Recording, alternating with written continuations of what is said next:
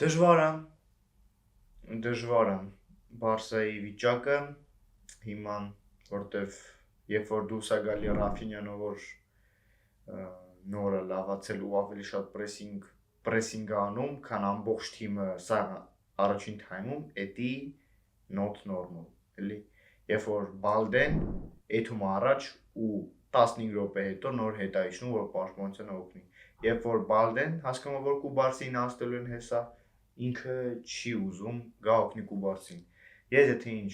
երկրորդ գոլի մասին եմ, երբ որ Էստևան պրոստը կոդրեց Բալդեի ֆլանգով անցնելով, հետո Բալդեն չկար, Բալդեն առաջ էր գնացել, Էստևան առաջ անցավ, Բալդեն տնելով որ Կուբարսին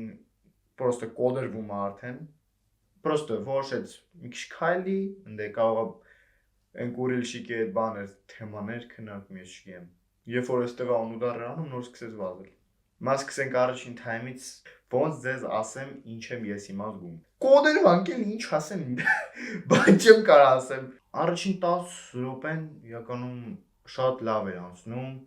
մենք մոմենտներ էինք ստեղծում, իհարկե Չելսին էր մոմենտներ ստեղծում, բայց մեծամասնությամբ օֆսայդ էր։ Մեզ այդ ժամանակ մի հատ գոլ խփեցին, բայց օֆսայդ էր։ Դե արդեն уже как будто стабильно. Просто Ямալը անցնում է մի հոգու, պասը տալի